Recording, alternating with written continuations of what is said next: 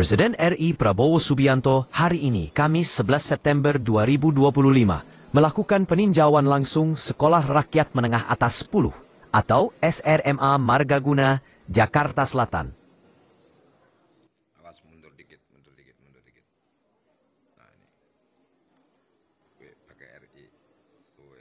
Kunjungan perdana Prabowo ini disambut langsung Menteri Sosial Saifullah Yusuf, Gus Ipul, dan Wakil Menteri Sosial Agus Jabo Priyono. Selain itu, Kepala Sekolah SRMA 10, Ratu Mulyaningsih juga turut menyambut kedatangan Presiden Prabowo.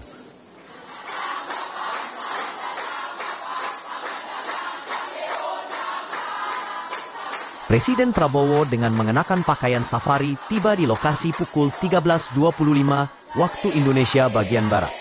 Usai turun dari mobil, kedatangan Prabowo ini langsung disambut penampilan para siswa-siswi SRMA 10 Margaguna dengan tarian khas Jakarta.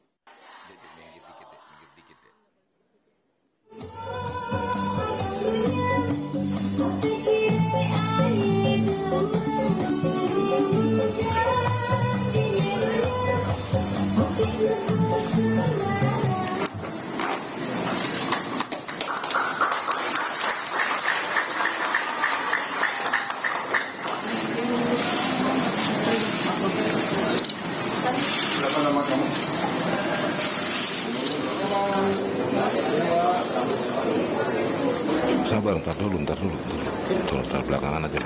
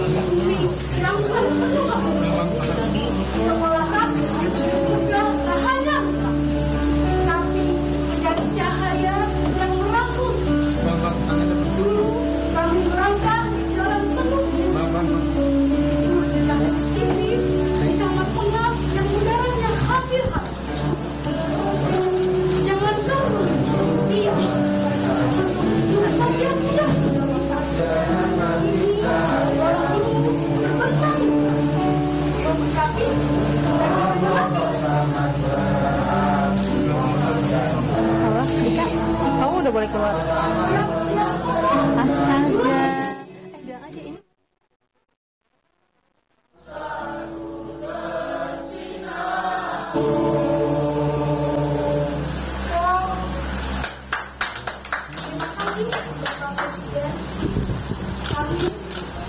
Saya mewakilkan teman-teman saya yang sudah diundang berkesempatan di Istana Negara.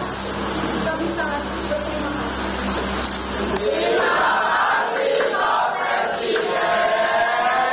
Terima kasih semuanya. Belajar yang baik ya.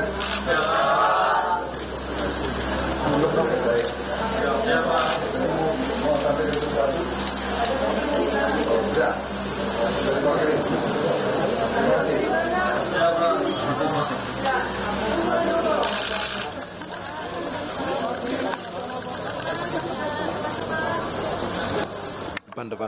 Depan, sesi wawancara. Meninjau salah satu sekolah rakyat.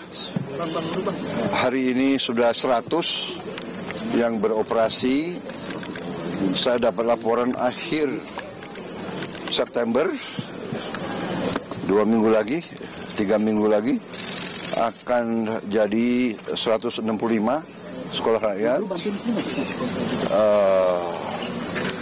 Insya Allah Oktober saya diminta meresmikan. Jadi saya tadi melihat, saya kira cukup berprestasi. Kementerian Sosial, Kementerian Pendidikan Dasar dan Menengah, para guru, wali asrama, semua pihak yang telah bekerja keras. Saya tidak menduga bisa begini cepat. Tahun depan akan kita tambah 100 lagi ya. 100 lagi terus setiap tahun 100. Sasaran kita 500 sekolah rakyat di titik-titik kantong-kantong rakyat kita yang paling tertinggal, rakyat kita yang paling ekonominya susah. Kalau istilah statistik desil 1 dan 2. Tapi saya sedang juga merencanakan untuk desil 2, 3, 4, dan 5. Ini sedang kita rencanakan ya, supaya semua anak-anak kita harus mengalami pendidikan dengan fasilitas yang bagus. Kita tidak boleh ketinggalan dengan bangsa lain. Itu cita-cita kita. Insya Allah kita akan sampai ke situ. Tapi alhamdulillah sekolah rakyat, jadi anak-anak yang putus sekolah bisa sekolah, anak-anak yang tadinya mungkin merasa rendah diri karena orang tuanya sangat susah hidupnya, kita tarik keluar, kita beri lingkungan yang sebaik-baiknya supaya dia percaya diri dan dia dapat pendidikan yang terbaik yang bisa kita berikan.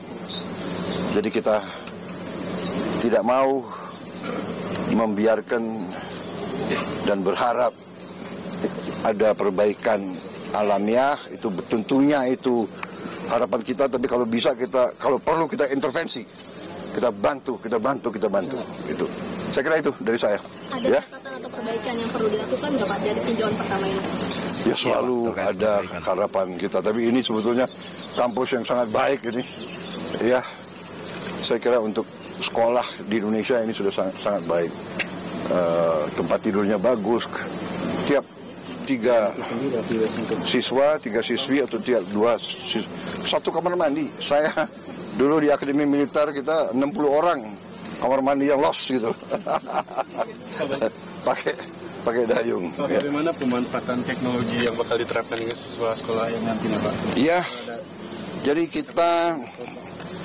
kita ingin mengejar ketertinggalan, ya. Kita sudah investasi sangat besar di pendidikan, tapi kita harus sadar, harus koreksi. Ya, kita akui mungkin belum efisien, masih banyak kebocoran. Kita sadar sendiri kekurangan bangsa, tapi kita jangan mikir yang lalu, kita perbaiki yang sekarang. Jadi sekarang kita all out, kita mau hemat, kita mau selamatkan sumber daya kita, ya. Kita harus kita berantas korupsi. Sisa uang yang begitu banyak kita investasi kepada pendidikan, pada anak-anak kita adalah masa depan kita. Jadi itu dengan kalau perlu dan tidak kalau perlu kita harus pakai teknologi. Sekarang pun kita sudah sebarkan, tapi baru mampu satu sekolah 1 layar digital pintar, istilahnya smart digital screen, smart television. Baru mampu 1 sekolah 1. Tapi berarti tahun ini kita harapkan 330.000 sekolah akan dapat. November 10 saya dapat laporan, November 10 100.000 sekolah akan dapat. Sekarang baru 10.000. 100.000 November 10. Tahun depan kita tambah 1 sekolah 3 layar. Idealnya nanti satu kelas 1 layar.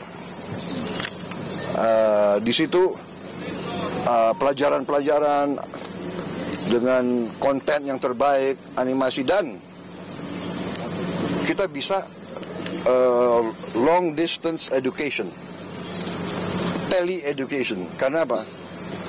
Untuk membantu daerah-daerah terluar, terpencil, juga daerah-daerah di Jawa, Sumatera, Kalimantan, Sulawesi yang guru-gurunya kurang guru, atau gurunya juga mungkin penatarannya agak terbatas. Ada guru-guru yang terbaik. Tiap mata pelajaran kita akan seleksi, mungkin 20-30 guru terbaik. Tiap mata pelajaran akan siaran dari studio jarak jauh. Berarti secara teoritis, guru ini bisa bantu semua kelas di seluruh Indonesia. Jadi itu tadi teknologi kita gunakan, ya.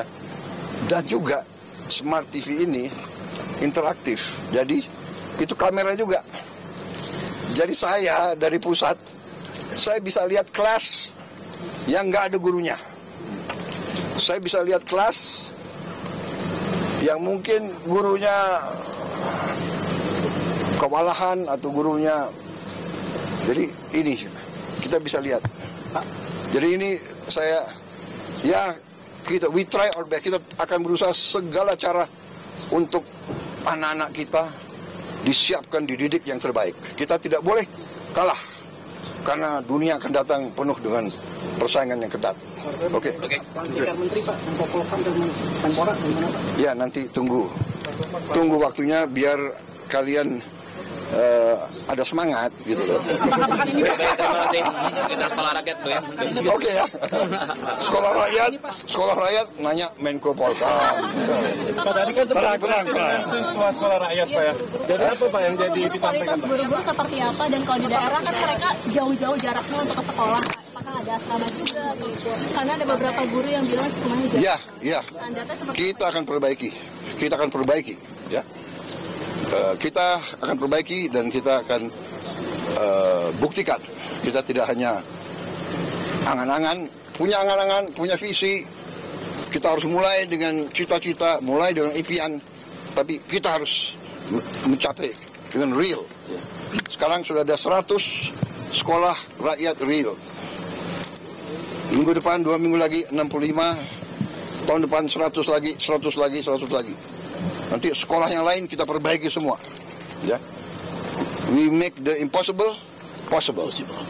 Yang tidak mungkin kita bikin mungkin, dengan niat, dengan kepercayaan diri, dengan tekad, ya. Selalu think big, do our best. Insyaallah. Make the impossible possible. Ini ajaran beliau. Mantan Menteri Pendidikan, mantan Menteri Komdiji. Jadi akan ada pelatihan terus-menerus ya Pak untuk guru-guru. Terus. Dan inilah tadi Smart TV, mereka bisa belajar juga di luar. Karena kontennya itu 24 jam. Dia bisa kembali lagi. Kalau murid-murid yang nanti kurang ini bisa ulangi lagi pelajaran. Bisa ulangi, dan itu bisa juga diakses dari handphone. Semua konten bisa dari handphone. Guru pulang, dia bisa buka. Jadi kita interaktif. Jadi nanti saya kira ada interaktif ya. Ada interaktif nanti sama Dikdasmen. Guru-guru kita bikin kelas penataran khusus. Ya.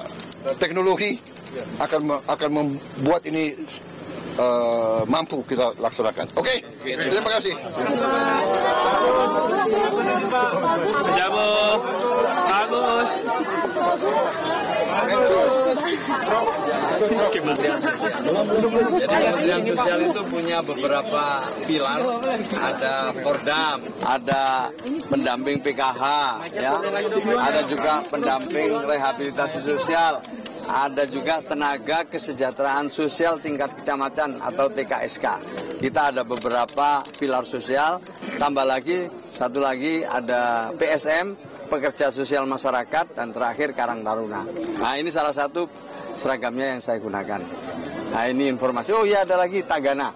Masih ada lagi Tagana ya. Gus, yang tadi soal sekolah rakyat, dari Presiden kan ada beberapa target, ada evaluasi.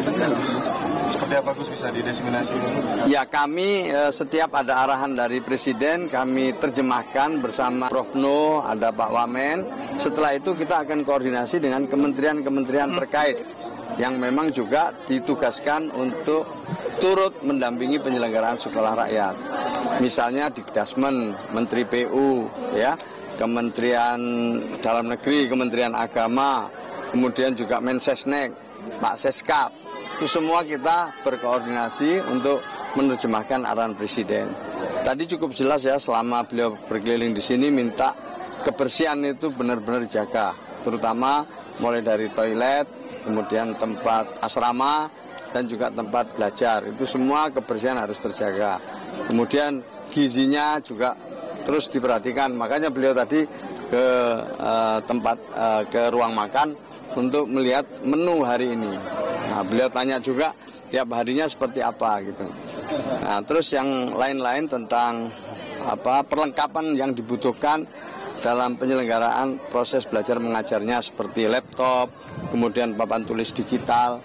Yang ini semua masih dalam proses, insya Allah nanti di akhir September mudah-mudahan sudah bisa diterima oleh seluruh siswa sekolah rakyat. Dengan 165 titik itu menampung tidak kurang dari 16.000 siswa. Jadi ini sesuatu yang hal yang perlu kita terus perbaiki, tata kelolanya ya, kemudian kolaborasinya. Kami dibantu oleh Pak Nuh dan juga para ahli yang lain untuk melihat perkembangan setiap harinya. Jadi dinamika di sekolah rakyat itu akan kita ikuti terus, baik laporan dari kepala sekolah maupun teknologi yang kita buat. Jadi dengan begitu makin hari mudah-mudahan penyelenggaraan sekolah rakyat ini makin baik gitu, makin lebih sesuai harapan Bapak Presiden, sesuai dengan rencana yang setelah kita buat. Pak, dengan banyaknya percepatan sekolah-sekolah rakyat ini kan tentu yang diharapkan juga kualitas dari pendidikannya ya Pak ya. Ya. Ini bagaimana dari tingkat guru-gurunya ya Pak untuk menyeleksi mereka, kemudian juga dari sistem pembelajaran seperti apa yang diterapkan kepada sekolah rakyat ini Pak? Ya, nanti Pak Nuh juga mungkin bisa mendamaikan ya, tetapi ketika kita merekrut guru itu kita tidak sendiri, kita bersama dengan Dikdasmen, ada PAN-RB, ada BKN, Badan Kepegawaian Negara. Jadi prosesnya tentu proses yang sudah dirancang sebelumnya. Yang kedua, yang bisa mengikuti seleksi ini adalah mereka yang telah memenuhi persyaratan tertentu. Di antaranya adalah PPG, mereka sudah mengikuti proses pendidikan profesi guru, misalnya begitu. Lalu setelah itu lanjut dengan tes-tes yang lain termasuk tes bahasa Inggris dan juga yang lain-lain ya. Jadi ini melalui proses yang saya lihat, saya mohon maaf nanti Pak Nuh diluruskan, ditambahkan. Selama saya keliling ke beberapa titik itu, memang guru-gurunya ini saya anggap mumpuni ya, punya untuk memberikan pembelajaran kepada anak-anak. Tapi lebih lengkapnya saya mohon Pak Nuh lah nambahkan. Silakan Pak Nuh. Terima kasih. Dua variabel yang tidak boleh diotak-atik urusan pendidikan itu, yaitu akses dan quality. Akses itu alhamdulillah anak-anak miskin sudah bisa sekolah, tetapi bukan sekedar bisa sekolah dan berkualitas sekolahnya itu. Dari situlah ada tiga lagi yang menentukan kualitas itu. Yang pertama adalah kualitas dari sang guru. Yang kedua adalah kualitas dari infrastruktur. Dan yang ketiga adalah kualitas dari proses pembelajarannya. Tiga itu. Oleh karena itu, meskipun kita akan ekspansi, nambah lagi titik-titik yang lain, tetapi kita pastikan tidak ada kompromi urusan akses dan kualitas. Dua-duanya harus kita jaga. Pelatihan para guru seperti yang disampaikan Pak Presiden tadi itu reskilling, upskilling itu bukan musiman, tetapi menjadi satu proses yang terus menerus karena memang ilmu terus berkembang. Insya Allah dengan kerjasama dengan Kementerian Dasmen, Kemsos, terus teman-teman yang punya perguruan tinggi yang tertarik dan mereka banyak yang tertarik untuk ikut bersama-sama untuk mengantarkan anak-anak ini, itu akan kita ajak semuanya untuk memastikan kualitas itu terjaga. Salah satu contohnya ini, ya, yaitu gimana nangani anak-anak yang taruh self confidence-nya belum muncul. Bisa jadi para guru terbatas, tetapi teman-teman psikolog yang ada di berbagai perguruan tinggi bisa kita ajak untuk bersama-sama menangani masalah itu. Intinya ini bukan sekolah biasa, tapi sekolah ini nanti akan menjadi laboratorium yang luar biasa untuk pengembangan dunia pendidikan. Standarisasinya disamakan dengan sekolah negeri yang lain itu? Bisa jadi lebih tinggi, karena sekolah ini tuh kan berasrama. Kalau yang lain kan tidak ada asramanya. Oleh karena itu kita pastikan standarnya harus di atas standar minimalnya, insya Allah. Ya, makasih ya. Demikian Madya bersama Bambang, tim InNews TV Info News 871 mengabarkan dari halaman Sekolah Rakyat Menengah Atas 10 Margaguna, Jakarta Selatan.